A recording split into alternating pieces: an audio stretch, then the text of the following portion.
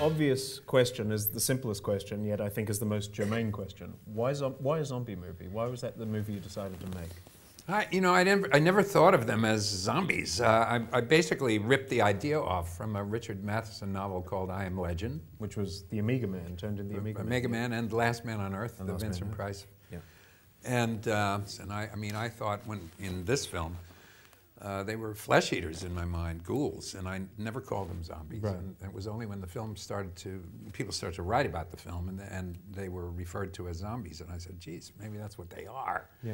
And the first time I used the word was in Dawn of the Dead, and there's only sort of one reference to it. But I sort of got used to the idea that they are zombies. It was interesting. One of the things that the films, the trilogy was lauded for was having an African-American guy as a central figure, but that was just an outcrop of this community that you were living in, that this guy happened to be the best actor there, yeah? Yeah, Dwayne was the best actor from among our friends, and so he said he'd like to play the role, and we said, yeah. My friend Rudy was going to play the role.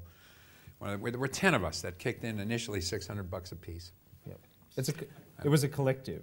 Yeah, I mean, we were, you were hippies. Yeah, we were the Manson family, but raised all the money for this film privately. We kicked in, 10 of us kicked in $600 a piece, and then when we were able to show snatches of the film to people and show that the audio was in sync with the lip movements, people said, it looks like a movie. We said, yeah, that's what we're trying to tell you. I mean, it actually returned, and it was in neighborhood theaters, drive-ins, and it actually returned about almost $600,000 within 4 or 5 months. Yeah.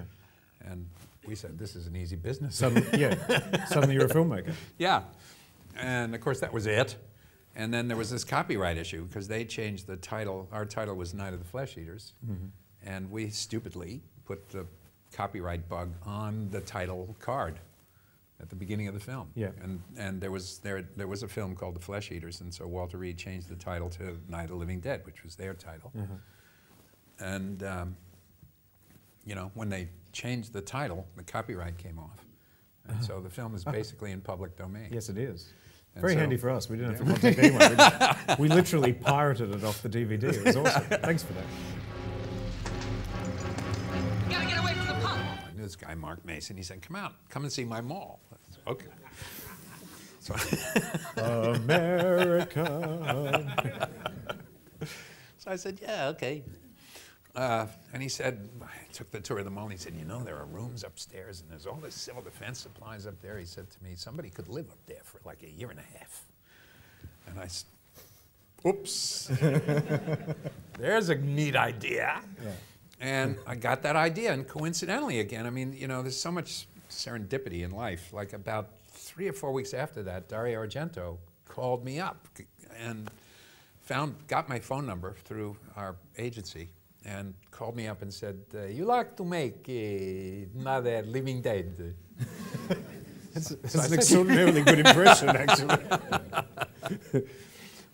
And I said, yeah, it so happens. Funny you should ask. I just got this idea. So he says, you come, Rome. So it's like he's here. He's here.